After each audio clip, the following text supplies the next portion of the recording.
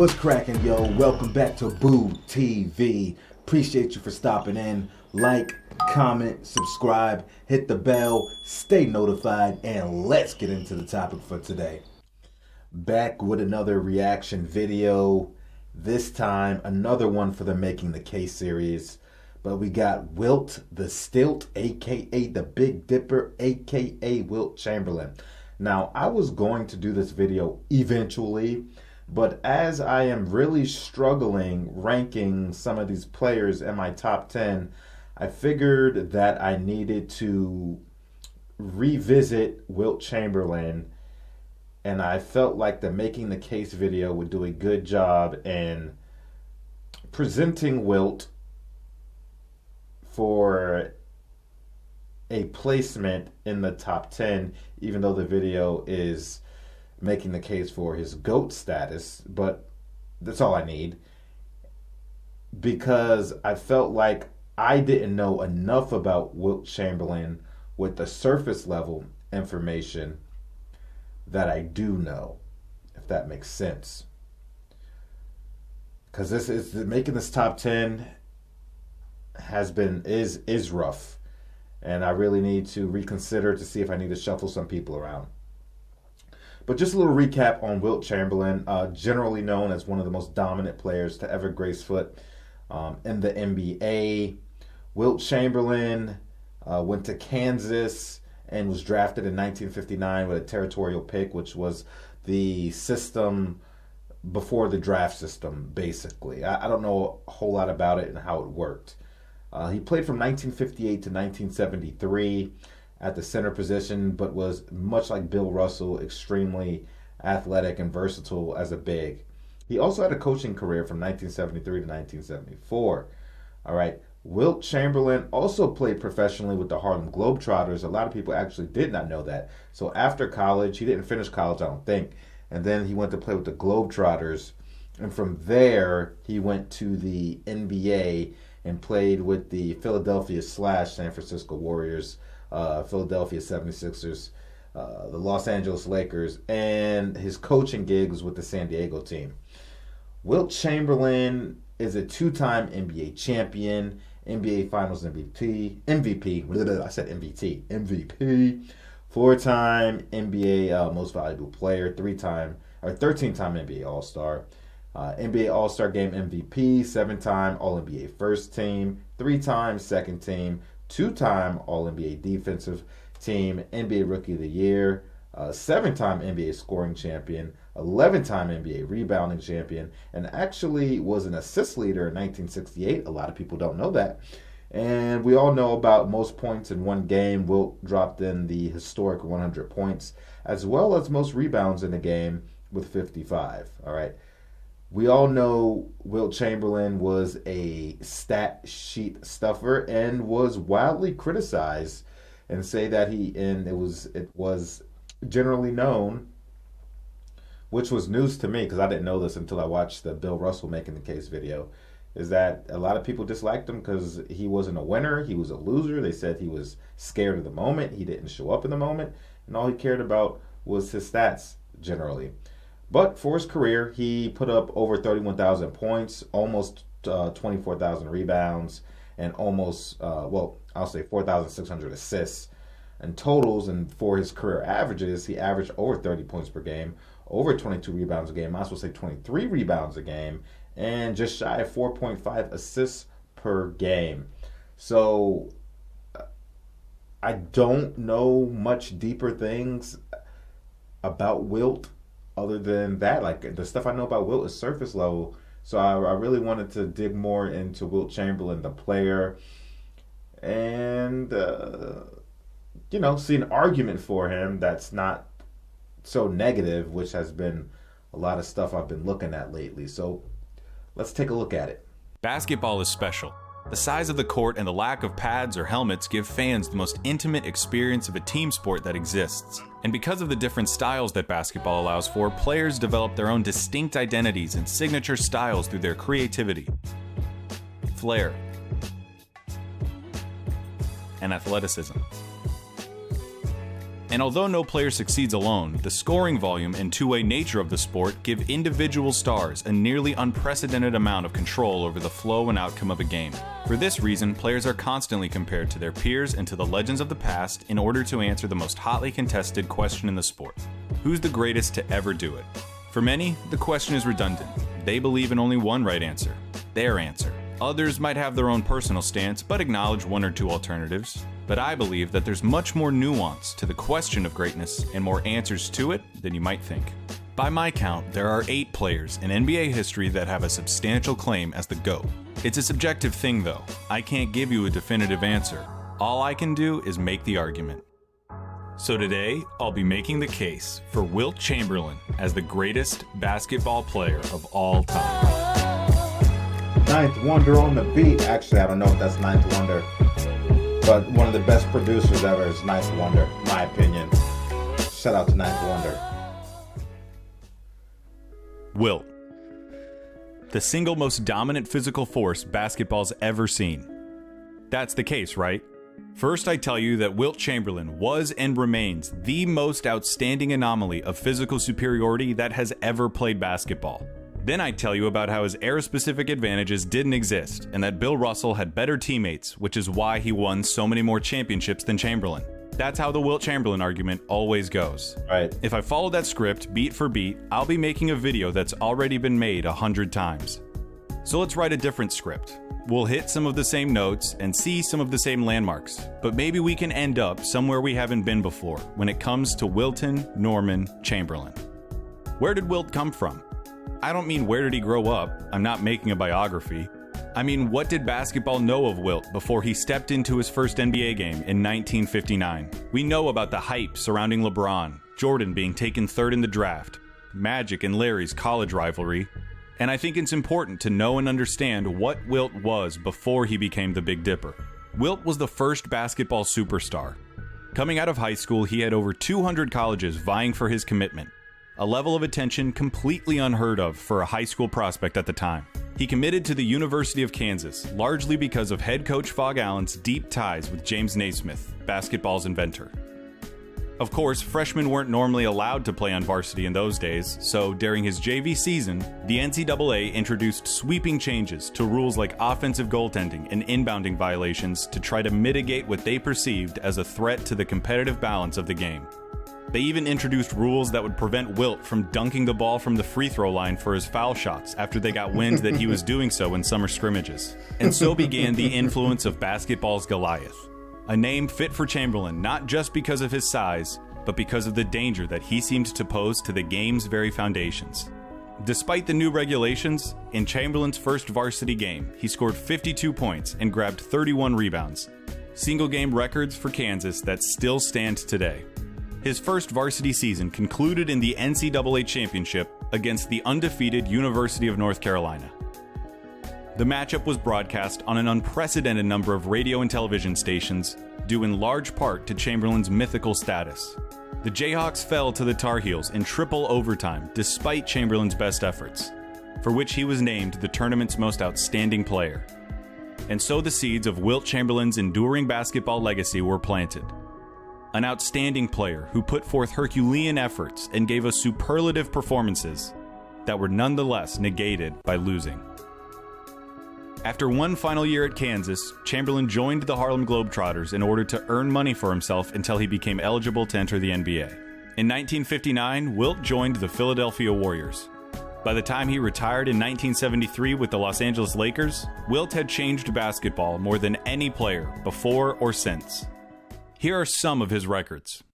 Highest PER for a highest career the PER. NBA's all-time leader in rebounds. As the NBA's second leading scorer, fifth overall in total defensive win shares, second all-time in win shares, points in a game, most rebounds in a game, rebounds in a per game average for a season, highest rebounds per game average for a season, unofficial most blocks in a game, highest rebound per game average. Wilt holds more records than anyone else in basketball. If someday in the future, every tape of basketball is destroyed, and all of the media and commentary about the game is lost, leaving us with only the record books, people will come to the conclusion that Wilt Chamberlain was far and away the greatest basketball player of all time. On top of his records, Wilt won 4 MVPs, 3 of which came consecutively and 1 of which came in his rookie year. 2 championships, with 1 Finals MVP award. He would have won in 1967, but the award didn't exist yet. He was selected to 13 All-Star teams and 10 All-NBA teams.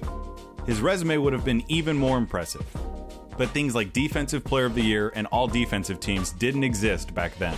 His career accolades are certainly impressive, and they place him deeply into the conversation as the GOAT. But the funny thing about Chamberlain's records is that each of them comes with this kind of baked-in asterisk or caveat.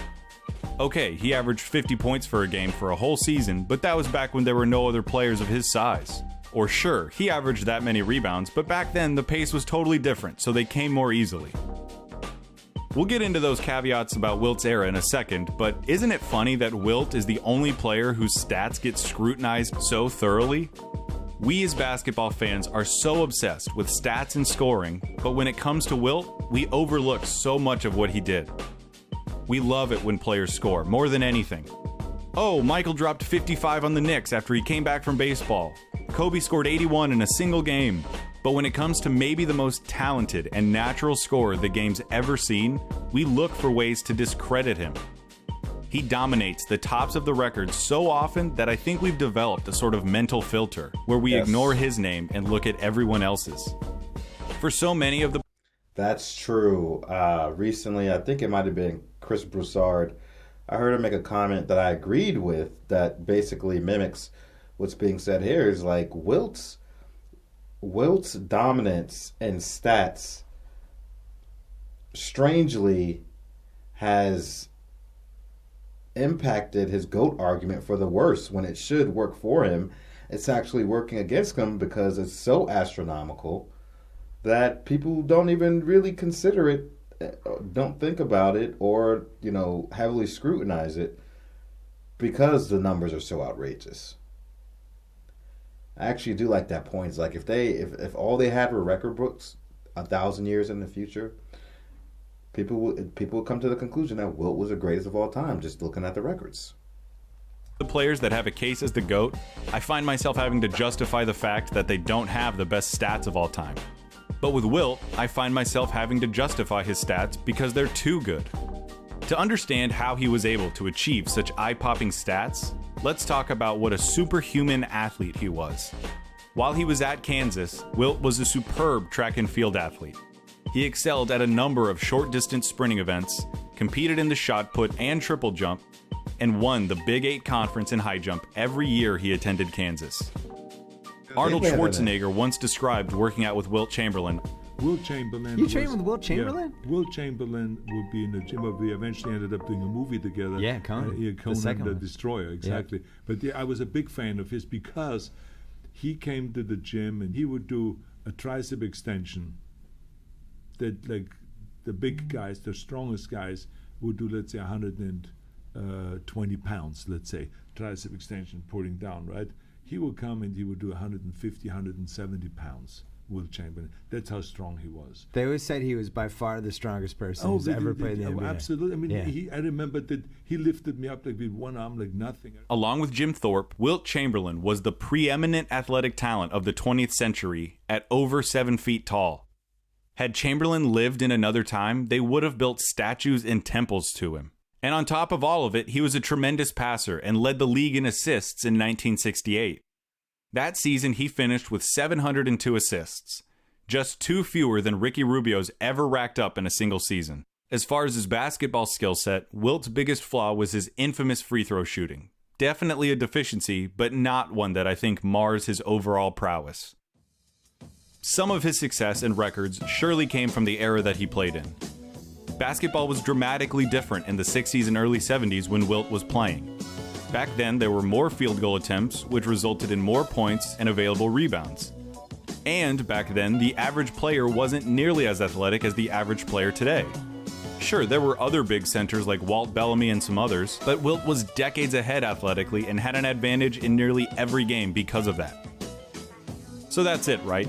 Wilt was ahead of his time athletically, competed against scrawny white guys in a faster era that made stat inflation easier. If you were to take a 27-year-old Wilt Chamberlain and put him in the league today, he'd be just another good player who kills it on the glass like Andre Drummond. Oh. No. No. For one, the advantages of Wilt's era help make sense of how he was able to set such unbreakable records, but it doesn't detract or excuse the fact that he was actually able to accomplish them. Second, yeah, a 27-year-old Wilt Chamberlain straight from 1964, if you plucked him up and put him into the league today, would have been a great player. Would he be an all-time great? Maybe, maybe not. But you're giving him more credit than you think you are when you say that. Imagine you instead took a 13-year-old Wilt Chamberlain and brought him up as a player like every other great prospect. Now he gets to take advantage of 60 years worth of advancement in nutrition, exercise regimentation, recovery science, transportation, and equipment technology, especially the advancement in shoes. Oh, yeah. You know that they used to play basketball in Chuck Taylors, right? Yeah. You'd be giving Wilt Chamberlain the opportunity to capitalize on his most valuable attributes. Right. That Wilt Chamberlain would be an all-time great any way you want to look at it. Right. And finally, yes, Wilt took... So I personally think even if you take that version of Wilt and you plop him in today's league, he would definitely be a great. Definitely. Man, you see that, by the way, you see that dunk he did? Just gone. Listen. And then you give him the advancements, start him at a young age, raise him with all the advancements. Boy, listen. Took advantage of the inefficiencies of his era. But isn't that what everyone does? Every player has era-specific advantages that they use for their benefit. What's Steph Curry supposed to say? You know what, guys? I know that the game today revolves around three-point shooting, and I'm really good at three-point shooting, but it just gives me too much of an advantage, so I just won't take as many. Of course not. Take advantage of your advantages. It's what great players do. All of this stuff I'm saying might not even matter to you. You might be sitting there with your arms crossed saying, nope, Wilt Chamberlain can't be the best because he played in the past. And I didn't see him, so he can't be the best. And honestly, I get that. As sports fans, we want to see the best. It's why we watch. What fun is it to admit that the best player your sport's ever seen started his career the same year Alaska was admitted into the Union? It happens in everything. Music, film, sports. It's the struggle between nostalgia and recency bias. But just because it might be a bummer to admit that you didn't see the best doesn't mean it can't be true. Right. So why can't a player from the past be the best? I'm sure a lot of you, though, might be willing to concede that a player from that era could be the best, but you wouldn't say it was Chamberlain. I'm sure some of you are saying it's his rival, Bill Russell. Sure. Russell won 11 championships in 13 years compared to Wilt's 2. Russell was described as the ultimate competitor and as a leader who time and time again inspired and enabled his teams to succeed. And that brings us to the crux of Wilt Chamberlain's case. There we go. History says that Wilt was the ultimate athletic specimen who excelled in every physical sense, but who had a critical lack of killer instinct. According to his reputation, Wilt was missing the leadership abilities and intangible mental qualities that are required to win. Wilt is remembered as someone who chased stats, was a bit of a head case, and could never figure out exactly what it was he wanted from basketball. Because of that reputation, Wilt remains an intensely polarizing player. So if I want to make the case that Wilt was the greatest basketball player of all time, I have to find a way to assuage the idea that he never had what it took to be a winner. To do that, I want to use Bill Russell as his analog, because they played in the same era and because Russell represented everything Wilt couldn't be or do. They're remembered as inverses of each other and embody contrasting ideas. Team versus individual, defense versus offense, me versus we, and ultimately, winning and losing. But why are they remembered as representing things so starkly? Again, because they're from the past. They're practically myths and legends at this point. There's less footage of them than there is of other great players, and because the narrative became easy to write as their careers went along. David beat Goliath, and nobody roots for Goliath. But was the fight even fair for Goliath? For starters, Bill Russell consistently had better teammates than Wilt Chamberlain did. That's as good as a fact to me, and I will maintain it even when I make the case for Bill Russell. Wilt played with great players in his career, but Bill played with Bob Cousy, a league MVP, John Havlicek, who went on to lead the Celtics to 2 titles in the 70s, Sam Jones, a 6-time All-Star and master in the clutch, and other Hall of Famers like Tommy Heinsohn, Casey Jones, and Frank Ramsey. And of all the great players that Wilt played with, he usually caught them at the beginning or the end of their careers. Aside from notable exceptions like Jerry West and Hal Greer. Obviously, it's easier to be a better teammate when you have a better team, but I think that the most important factor that Russell benefited from, even more than his teammates, was the leadership afforded to him by his head coach, Red Auerbach. Red was one of the most forward-thinking minds to pass through the NBA and is still on the Mount Rushmore of head coaches. Of the Celtics' 17 championships, Auerbach was a pivotal piece in 16 of them, either as Boston's coach, general manager, or president. He drafted Chuck Cooper, the first African-American, into the NBA and hired the first black NBA head coach in Bill Russell. Red was an intense, competitive coach who adapted his methods to suit his players. In his own words, if you have some great potential players, there are two things. One, you help make them great. Two, you devise a method of play that is suitable to their talent. And that's the thing that I think Wilt lacked more than anything. A coach who could lead him, tell him what to do and how to do it. Wilt was a prideful guy, and he cared about what people thought about him, which is one of the most natural and human things to care about. Of course, the thing that most people knew Wilt Chamberlain from was basketball, and as a basketball player, Wilt was constantly ridiculed by the media for not winning championships every single year. As he began to develop this reputation of a loser, he started scoring more points so that he could say, well, look, I scored all these points, I got all these rebounds, I did my job. And so he became known as a selfish scorer. And what did he do? He led the league in assists. What do you think people said about him then? That he was stat-obsessed. And so goes the legacy of Wilt Chamberlain. Wilt needed a coach who could help him channel all of his abilities into a winning style of play, no different from guys like Kobe or Michael. I'd argue that if Wilt had played for a great coach like Red Auerbach for his entire career, he would have experienced every modicum of success that Bill Russell did. I promise I didn't just pull that theory out of my ass. I'm arguing that because it happened twice. The two seasons that Wilt won it all, 1967 and 1972, were marked by the influence of outstanding coaches on Wilt's game. Alex Hannum coached Wilt for 3 full seasons, in 1964 on the San Francisco Warriors, and in 1967 and 8 on the Philadelphia 76ers. When Hannum was hired by the Warriors in '64, he inherited a team that was beginning to unravel. The franchise had been sold during the season and relocated from Philadelphia to San Francisco, leading to the retirement of veteran scorers Paul Arizin and Tom Gola. As a result, Wilt shouldered the scoring burden and averaged 44 points and 24 rebounds a game, believing that doing so was the only way to keep the Warriors competitive. The effort was in vain though, as the team lost over half their games and missed the playoffs. And so, Hannum went to work, changing the team's approach and trying to implement strategies that would lead to winning basketball. By May of that season, this was the headline in Sports Illustrated. The article describes Chamberlain as exactly the kind of player you would hope he could be. He was scoring less, depending on and trusting his teammates, was defending at a high level consistently, and doing all of the little things that led to the team's success. By all accounts, that change was due in no small part to Hannum's influence.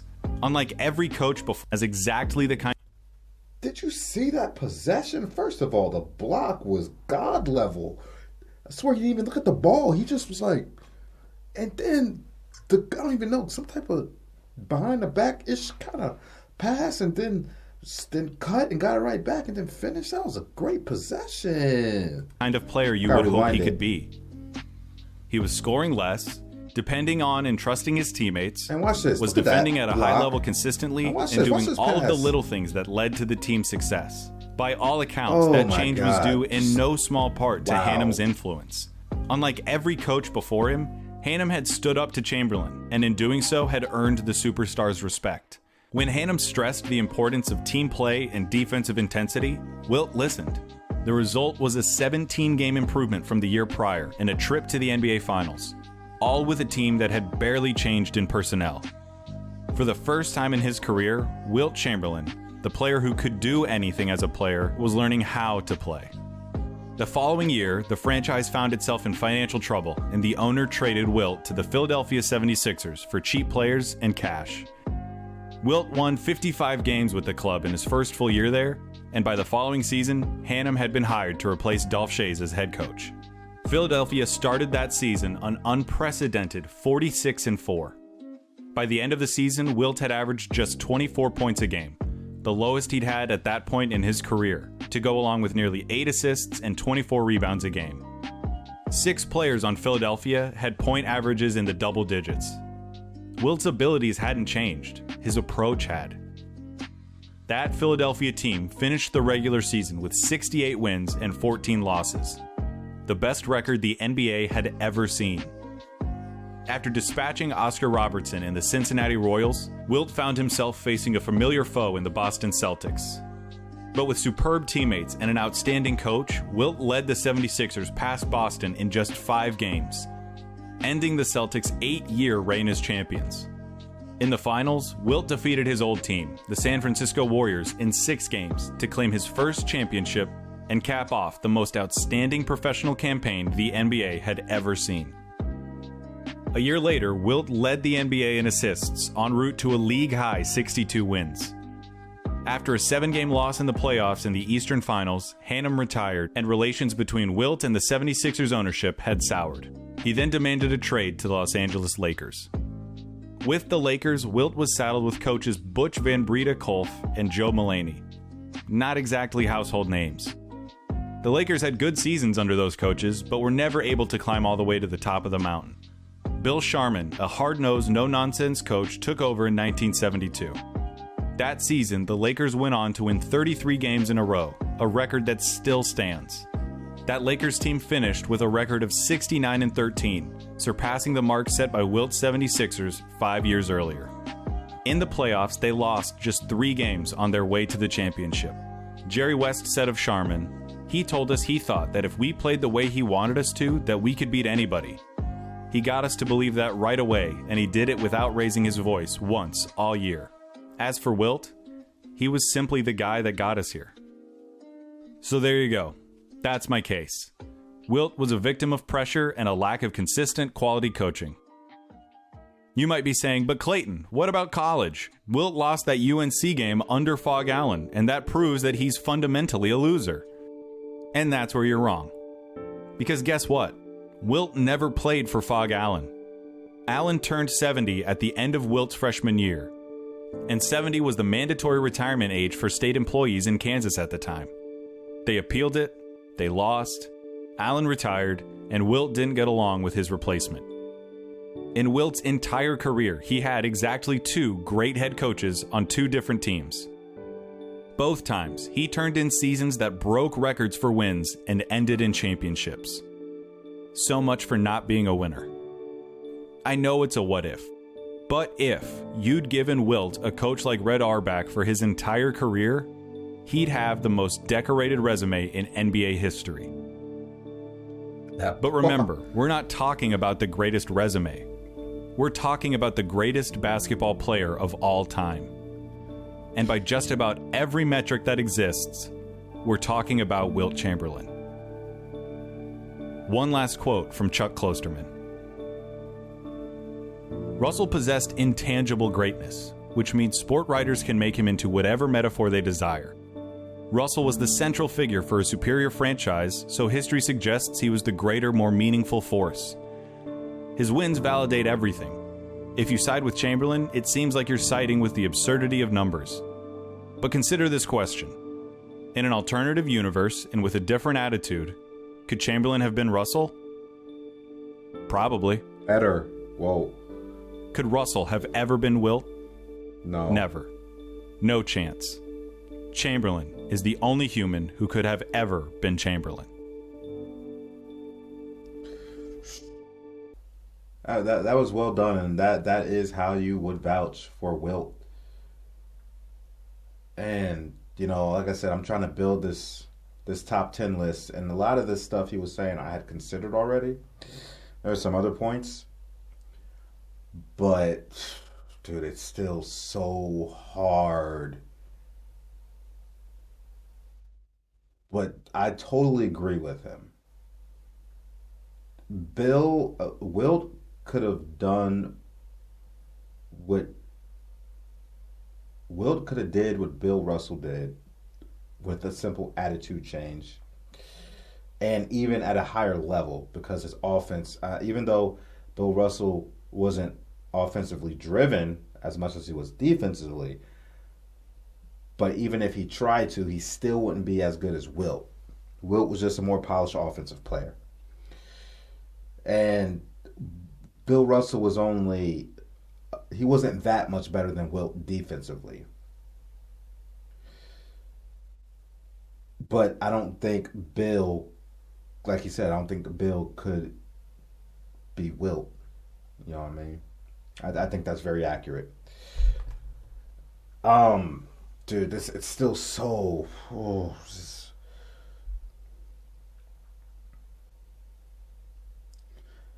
Trying to, pick between Bill Russell and Wilt Chamberlain, man, that is tough, man, because you're looking at the 11 championships, the defense, the rebounding, versus this guy, 2 championships, all the goddamn records. Put it in a context, okay, he might have been misunderstood, lacked some coaching. The minute he got with a squad and a coach, he started winning more. He showed he can be an elite passer. Man, I building this top 10 list is one of the most stressful things I've had to do recently. Guess my life hasn't been too stressful lately. But man, Wilt was, like they said, a specimen unlike anything we've ever seen. And you think Giannis Antetokounmpo is a freak, an athletic freak. I think Wilt got him beat. And Giannis could do some amazing things, but I'm looking at how he's just snatching people's shots damn near 15 feet in the air, 14 feet in the air. Just, dude, that one where he grabbed it, didn't even look at it. The pass he did behind the back, but the angle on the release was stupid. And then cut to the basket, finish off the glass. Oh, that was a great possession. Man, y'all let me know what you think about this in the comment section. I'm torn. This is so tough. Let me hear y'all's opinion on Wilt Chamberlain. It doesn't have to be in comparison to Bill Russell, but just let me know what you think about the whole Wilt Chamberlain situation. Do you think he was a bit misunderstood with all the negative talk? Do you think he was a victim of circumstance in some ways? I just want to hear your opinion on Wilt Chamberlain. And I'm not torn between. I don't think he's the greatest of all time, even though there's an argument for it. Actually, I don't even know, bro. He might be the greatest of all time. That's such a good point. Like, if you erase all the context, everybody's memories, and just throw the record books, but I'll be the first to tell you, stats and records are only part of it. I know that. But his numbers are just so astronomical above anybody else's. More so his totals than some of his averages, but his collective averages collectively are astronomical. But I mean, geez, man, this dude, once in a lifetime, man. This top 10 greatest of all time, man. That list ain't no joke, bro. It's struggle city, bro. It's struggle city.